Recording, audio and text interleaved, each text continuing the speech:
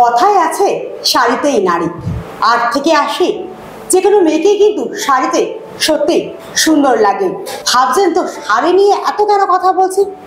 Today story present straight টক নিয়ে আপনাদের সঙ্গে আমি তো পল্লবী রয়েছি না। আজ আমি শাড়ি পরিনি, কিন্তু আজ যিনি আমাদের বিশিষ্ট অতিথি অ্যাডভোকেট সঙ্গীতা দাস জানা, তিনি আজ নীল শাড়িতে রয়েছেন। By the way Sangeeta di, you look good in sari. এরপর যদি আমি তোমার কাছে তোমার হোয়াটসঅ্যাপ নাম্বারটা শেয়ার করতে বলি, তুমি কি খারাপ কিছু মনে করবে? দেখো, তোমার সঙ্গে যদি আমার কথা হয় বা তোমার সঙ্গে যদি আমার কোনো রকমভাবে যদি ভালো একটা সম্পর্কের মধ্যে দিয়ে যাই, আর সেক্ষেত্রে যদি আমার মনে হয় যে তোমাকে আমার হোয়াটসঅ্যাপ নাম্বার শেয়ার করা যেতে পারে, হোয়াই নট, করতেই তো পারি, তাই না? আর যখন কথাবার্তা কোনো না কোনো একটা মধ্যে দিয়েই তো হয়, হয় ফেস টু ফেস হয়, না হলে কোনো একটা চ্যাটের মধ্যে দিয়ে হয়, বা ফোনের মধ্যে দিয়ে হয়, কোনো না কোনো একটা ভাবে যদি সেই জায়গা পর্যন্ত পৌঁছে যাওয়া যায়, তো সেক্ষেত্রে তুমি আমার হোয়াটসঅ্যাপ নাম্বার কেন, তুমি আমার অনেক কিছুই চাইতেই পারো। তো সেক্ষেত্রে আমি কতটা দেবো কি দেবো না সেটা তো পরের কথা, সেটা তো স্টেপ বাই স্টেপ যাবে। তো সেটার মধ্যে কি অপরাধ আছে? তুমি তো সমাজ শুদ্ধিকরণ নেবেইছো, সোশ্যাল মিডিয়া নিয়েই তোমার কাজ। সোশ্যাল মিডিয়ায় দেখেছো নিশ্চয়ই যে একটি স্ক্রিনশট একেবারে ঝড়ের গতিতে ভাইরাল, সেখানে লেখা হয়েছে you look good in saris. By the way, you একদমই বিটিডব্লিউ। যাকে নিয়ে গোটা ঘটনাটা ঘটছে তিনি অভিনেতা রিজু বিশ্বাস। হোয়াটসঅ্যাপ নাম্বার একটা আদান প্রদানের ব্যাপার হয়েছে, যে হোয়াটসঅ্যাপ নাম্বার চাওয়া হয়েছে। এই বিষয়টা কিভাবে দেখছেন? হ্যাঁ, ইনফ্যাক্ট এটা নিয়ে আমি আমার পেজ থেকেও একটা ছোট্ট মেসেজ দিয়েছিলাম যে প্রথম কথা হচ্ছে একটা স্ক্রিনশট যেটা ঘুরে বেড়াচ্ছে, এবং যেটা আমি খুবই আমার কাছে একটা বিরক্তিকর ওয়ার্ড এই মুহূর্তে ইনফ্যাক্ট আমি নিজেও এটার সঙ্গে ভীষণভাবে ইনভলভ, সেই হিসাবে বলছি। ট্রেন্ডিং বলে একটা ব্যাপার, যেটা না, এই ট্রেন্ডিং জিনিসটাই হচ্ছে একটা বিরক্তিকর জিনিস। মানে এই ট্রেন্ডিং ব্যাপারটা কখন যে কাকে তুলবে আর কখন যে কাকে নামাবে সেটা মনে হয় উপরওয়ালাও জানে না। আর এই ট্রেন্ডিং এর চক্করে পড়ে কে যে ভালো থাকবে আর কে যে খারাপ থাকবে, কে যে ডিপ্রেশনে চলে যাবে, কে যে বলতে বাধ্য হচ্ছে, এমনই একটা সিচুয়েশন অনেকের ক্ষেত্রে চলে আসছে যে হয়তো সে সুইসাইড করে নিতে বাধ্য হবে এরকম একটা ব্যাপার, বা কাউন্সেলিং করানোর জন্য ডক্টর দেখা। আমি ইভেন অনেকের ক্ষেত্রেই আমি বেশ কিছুদিনের মধ্যে দেখেছি, বা তারাও বড় বড় নাম করা ব্যক্তি, আমি তাদের নামগুলো পড়তে চাইছি না, তারা এতটাই ডিপ্রেশনে চলে গিয়েছে এই রোস্টিং ট্রোলিং এর কারণে বা ট্রেন্ডিং বিষয়টার কারণে যে তাদেরকে কাউন্সেলিং করাতে হয়েছে। তো আমার কাছে কথা হলো, কেন ভাই এত ট্রেন্ডিং করার দরকারটাই বা কি আছে? এবার প্রত্যেকটা মানুষেরই একটা ব্যক্তিগত জীবন আছে, সে তুমি সেলিব্রিটি হও, আর সে তুমি সাধারণ মানুষই হও, বা সে তুমি কোনো প্রফেশনাল প্ল্যাটফর্মেই হও, ডাক্তার, উকিল, মাস্টার যাই হও না কেন। তো সেই ক্ষেত্রে আমি কিছুদিন আগে একজন শিল্পী, মানে গানের আর্টিস্টের কথা বলছি, তার সঙ্গে আমার ব্যক্তিগতভাবে পরিচয় আছে। তো তাকেও আমি শুনেছি, তিনি সাক্ষাৎকারেই বলেছেন যে তাকে ডিপ্রেশনে এতটাই পড়ে গেছিলেন এই ট্রেন্ডিং এর কারণে যে তাকে কাউন্সেলিং করাতে হয়েছে। বা কিছুদিন আগে একজন ডক্টরের ক্ষেত্রেও দেখেছি, মানে তিনি তার গোটা কেরিয়ারের বিষয়টাকেও তাকে একটা মুখোমুখি এসে দাঁড়াতে হয়েছে যে তিনি ডাক্তার হিসাবে কতটা গ্রহণযোগ্য। ইনফ্যাক্ট আমার নিজের ক্ষেত্রেও সেটা তো তোমরা সবাই জানো যে আমি 2 টাকার উকিল, আমি 3 লাখ টাকার সার্টিফিকেট কিনেছি। মানে এদের আরেকটা কথা হচ্ছে, তোমরা অবশ্যই একটা প্ল্যাটফর্মে কাজ করছো, করো, আর এটা নিয়ে কোনো আপত্তি নেই, কিন্তু কি আমাদেরকে কিছু একটা টপিক কালেক্ট করতে হবে, এবং সেই টপিকটা ভালো মন্দ আমরা জাস্টিফাই করলাম না, সঙ্গে সঙ্গে আর 5 জন বলছে মানে আমরাও বলতে শুরু করে দিলাম। এটা আমার কাছে না ভীষণই অসহ্যকর একটা জিনিস। আমার কাছে কথা হলো, নিশ্চয়ই বলবে, আমিও বলবো, তুমিও বলো, সবারই বলার অধিকার আছে, কিন্তু অ্যাটলিস্ট বিষয়টা তোকে জেনে বুঝে নিয়ে তারপরে তো বলবে। এই যে রিজুর যে ব্যাপারটা, রিজু বিশ্বাসের যে ব্যাপারটা, এটা আমি খুব ভালোভাবে দেখেছি।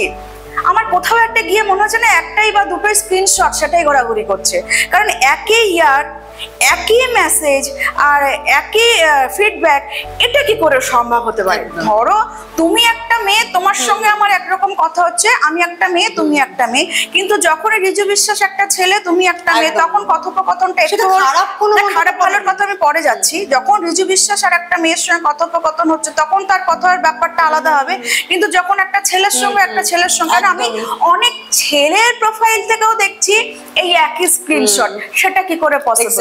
তো একটা ছেলের সেও যদি এটাকে পোস্ট করে বলে যে আমার ক্ষেত্রেও এই মেসেজটা এসেছিল, তাহলে ব্যাপারটা এটা দাঁড়াচ্ছে না রিজু বিশ্বাস পাগল, তাই না? এটাই তো দাঁড়াচ্ছে। যদি একটা ছেলে সে একটা ছেলেকে সেম মেসেজ দিচ্ছে যে by the way you look good in sari, তো সেক্ষেত্রে যদি এবং একই, সেক্ষেত্রে সেই রিপ্লাই গুলো সেই একই, তো কোথাও একটা গিয়ে না আমরা এখন খুব ওই কি বলবো স্ক্রিনশটের চক্করে পড়ে আছি। মানে এই নিয়ে না আমি কদিন আগে আমার পেজ থেকে একটা পোস্ট করেছিলাম যে আমরা এখন খুব খারাপ একটা সময়ের মধ্যে দিয়ে যাচ্ছি। কারোর সঙ্গে তুমি ওভার ফোনে কথা বলো, সেখানেও না একটা বুকের মতো দুপুক দুপুক ব্যাপার থাকে যে আমি খুব বেশি কনফিডেন্সিয়াল কথা আমার মনে হয় ফোনে বলাটা ঠিক হবে না, কারণ কি না রেকর্ডিং তো হতে পারে। যার জন্য এখন না সবাই খুব প্রেফার করে যে হোয়াটসঅ্যাপ কলিং, হোয়াটসঅ্যাপে কল করো তাহলে কথা বলছি, তাহলে খুব ফ্রি ভাবে কথা বলতে পারবো, কারণ সেখানে রেকর্ডিংটা হবে না। কিন্তু নর্মাল ফোনে যখন এই কথা হচ্ছে না, একটা কনফিডেন্সিয়াল কথা বলতে গেলে 10 বার ভাবতে হচ্ছে যে এই কথাগুলো বলবো কি জানি রেকর্ডিংটা হতে পারে, এবং রেকর্ডিং মুড অন থাকলেও যে সেটা সবসময় তুমি বুঝতে পারবে তা কিন্তু না, সেখানেও অপশন আছে যে তুমি রেকর্ডিং করছো কি করছো না আরেকজন বুঝতে পারবে না, সেই অপশনটাও আছে। সেই জন্য এখন কথা বলতে গেলেও ভাবতে হচ্ছে, কারোর সঙ্গে চ্যাট করতে গেলেও ভাবতে হচ্ছে, স্ক্রিনশটের জামানা এখন। এইবার ঘটনা হচ্ছে যে বা যিনি এইটাকে পাবলিক করেছেন, হয়তো নিশ্চয়ই তার সঙ্গে তার কোনো ব্যক্তিগত প্রবলেম হয়েছে বলেই সে পাবলিক করেছে, কারণ ঘটনাটা ঘটেছে কত বছর আগে। একদমই তাই না? তোমার যদি তখনই যদি তোমার প্রোটেস্ট করার ব্যাপার থাকতো, আমি একটা মেয়ে হিসেবে কথাটা বলছি, আমি রিজুকে চিনি না, বা রিজুর মতন আরো যদি কেউ থাকে আমি তাকে চিনি না, বা যদি চিনেও থাকি, আমার যদি মনে হয় যে আমাকে কোন একটা অফেন্সিভ কিছু একটা বলছে, আমি তখনই প্রতিবাদ করব। আমার হঠাৎ করে 5 বছর 7 বছর বাদে গিয়ে মনে হলো, হ্যাঁ কারণ এটা হচ্ছে 17, 18 থেকে 22, 23 এই সময়টা, এবং 23, 24, 25-এর মধ্যে নয় কিন্তু, তার একদম তার আগের ঘটনা, যে কটা স্ক্রিনশট বাইরে এসছে।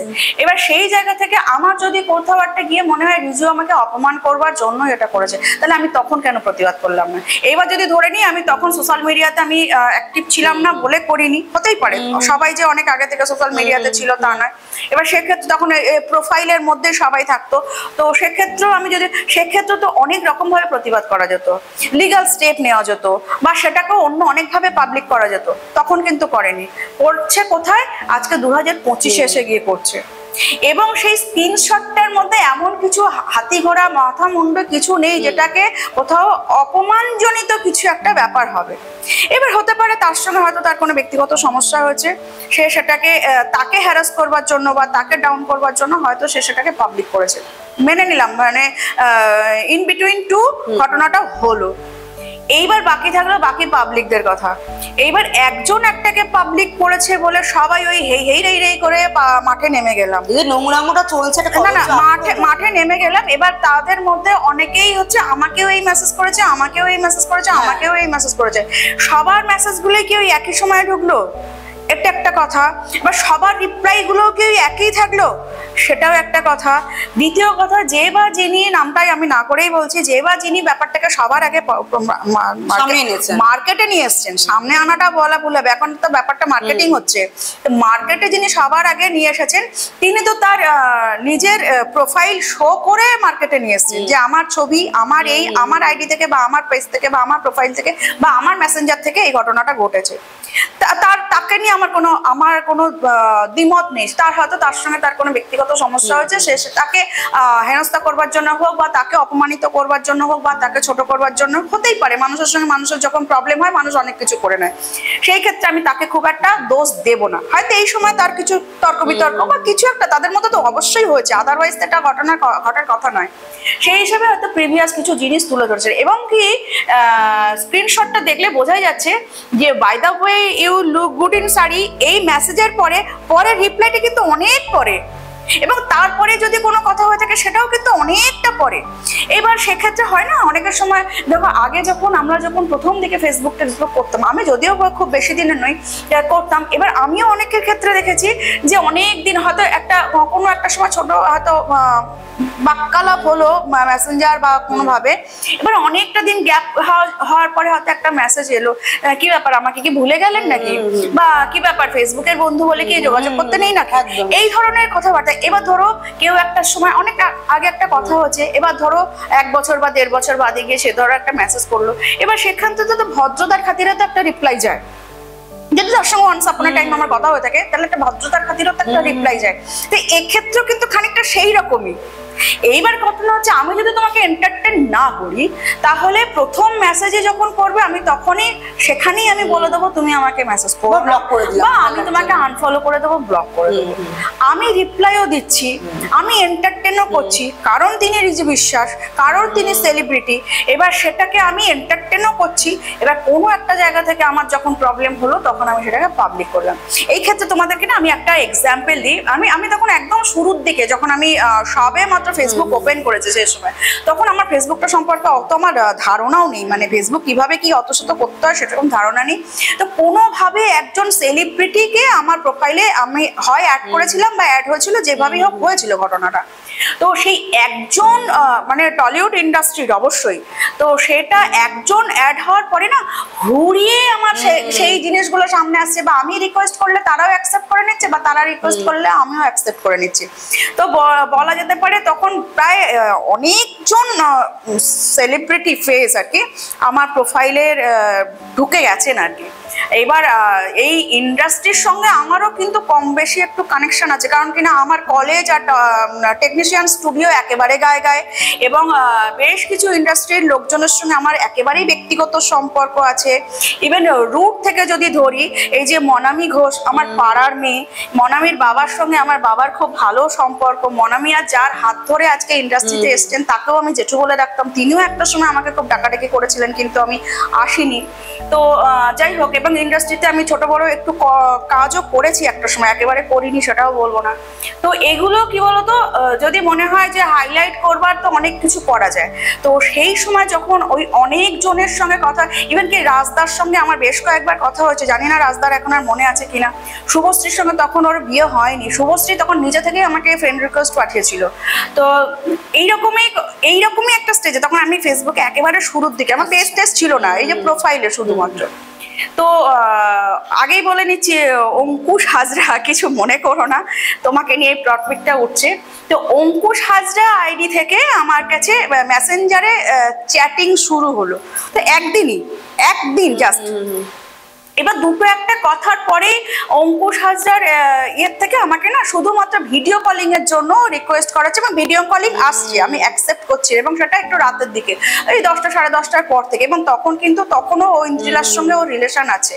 তো বারবারই যখন ভিডিও কলিংটা আসছে মেসেঞ্জারে, আমি সেটা তো অ্যাকসেপ্ট করছি না, এবং আমি সেটা ডিনাই করছি, এবং দুটো একটা কথার পরেই তো তারপরে আমার কোথাও একটা গিয়ে মনে হলো কে বলতে পারে এটাই যে সঠিক অঙ্কুশ হাজরা, কারণ অঙ্কুশ হাজরা তখন একজন ফেমাস ব্যক্তি, সেলিব্রিটি মানুষ, এবং সে যে এমনও নয় যে সবে ইন্ডাস্ট্রিতে পা দিয়েছে, তাকে কেউ চেনে না জানে না, তা তো নয়। এবং অঙ্কুশ হাজরার মতো একটা ব্যক্তিত্বের খেয়ে দেয়ে কাজ করেনি, কোথায় কে তুমি আমি চিনলাম না জানলাম না, তাকে আমি রাত্রিবেলা আমি তোমাকে রিকোয়েস্ট করতে থাকলাম যে তুমি ভিডিও কলিং করো। তো সেই ক্ষেত্রে আমার কোথাও একটা গিয়ে মনে হচ্ছে কে বলতে পারে আইডিটা ফেক নয়। তো সেই ক্ষেত্রে যদি আমার এখন মনে হতো যে এই আমার এখন ফুটেজ নিতে হবে বা আমাকে নিজেকে সামনে আনতে হবে, তো সেই ক্ষেত্রে যদি এখন আমি এই অঙ্কুশ হাজরার ওই যে চ্যাটটা যদি আমি এখন স্ক্রিনশটটাকে যদি বাইরে দিতাম, তাহলে তাকেও তো ডিফেম করা হতো না, তাই না? কিন্তু কোথাও একটা গিয়ে তখন আমার মনে হয়েছে যে এটা তো ফেক আইডিও হতে পারে, এবং এটা ফেক আইডির সম্ভাবনাই সব থেকে বেশি ছিল, কারণ ওর খেয়ে দিয়ে কাজ নেই যে যাকে তাকে যখন তখন গিয়ে আমি বলবো তুমি ভিডিও কলিং করো। বা আমরা সাধারণ মানুষ, আমরাও যদি ব্যাপারটা নিয়ে আমরাও কি কাউকে চট করে বলবো যে তুমি ভিডিও কলিং করো? আমরা তো একেবারেই সাধারণ মানুষ। এবার সেক্ষেত্রে তারা একটা হাই প্রোফাইলে থেকে বা তারা একজন সেলিব্রিটি হয়ে তারা যাকে তাকে এরকম করে বলতে পারেন না। এইবার ঘটনা হচ্ছে এই যে রিজুর যে ব্যাপারটা, এটা হঠাৎ করে রাতারাতি একেবারে হাজার হাজার মানুষের কাছে এই একই মেসেজ চলে গেল। এটা কোথাও একটা গিয়ে ব্যাপারটা খুব হাস্যকর বলে মনে হচ্ছে না? কারণ আমি যদি ধরেও নেই আমি যদি ধরেও নিই উনি মেন্টালি ডিপ্রেশনে ছিলেন, বা ধরেও নিই ওনার মেন্টাল কোনো প্রবলেম আছে, বা আমি যদি ধরেও নিই উনি লুজ ক্যারেক্টার, মানে বাকিদের কথা অনুযায়ী বলছি, ওনার ক্যারেক্টার ভালো না, অনেকেই তো বলছেন এই কথাটা, ওনার চরিত্র ভালো না, উনি এরকম করে থাকেন, আমি যদি ধরেও নিই, সেটা তর্কের খাতিরে ধরে নিলাম, তাহলেও কি একই মেসেজ সব জায়গায় যায়, বা একই রিপ্লাই সব জায়গা থেকে আসবে? তা হয়তো ওই এক একটা মানুষের থাকে না কিছু মুদ্রাগত দোষ থাকে, মানে একটা ওয়ার্ড বা একটা কথা বারবার বলতে পছন্দ করে, বা অনেকে কথায় কথায় আচ্ছা ঠিক আছে, আচ্ছা ঠিক আছে, আচ্ছা ঠিক আছে, এরকম একটা ব্যাপার, বা থ্যাঙ্কস টু ইউ, থ্যাঙ্কস, মানে এই যে এক একটা ওয়ার্ড বা এক একটা কথা অনেকে বারবার করে বলেন না, হয়তো এটা ওনার ক্ষেত্রে এটা হয়তো একটা মুদ্রাগত ব্যাপার আছে, যে এই কথাটা উনি বলতে বেশি প্রেফার করেন বা ভালোবাসেন, বা এটার মধ্যে যেহেতু কোনো অশ্লীলতা নেই, বা এটা অন্য সামনের মানুষজনকে একটা ইমপ্রেস করাও যায়, বা ভালো ভালো তাকে তো ইমপ্রেস করাটাই তো মেন ব্যাপার। তো সেই ক্ষেত্রে হয়তো উনি মনে করেছেন, যে উনি মনে করতেন যে এটা তো ভালো কথা, তো এটা দিয়ে এইবার উনি, আমার যেটা মনে হচ্ছে রিজু ব্যাপারটা নিয়ে কেন বেশি তর্কে জড়াচ্ছেন না, কারণ ও নিজেও জানে যে এই কথাটা আমি অনেককে বলেছি, এটা তো অ্যাডমিট করছে, ও তো কখনো কোথাও অস্বীকার করেনি যে আমি এটা কখনো কাউকে বলিনি, ও বলেছে, এবং ইভেন এটাও বলছে তো আমি আমার মাকেও বলি, তাই না? এটা তো বলছে, তো এর মধ্যে তো কোনো লুকোচুরি নেই, এর মধ্যে তো কোনো অশ্লীলতাও নেই।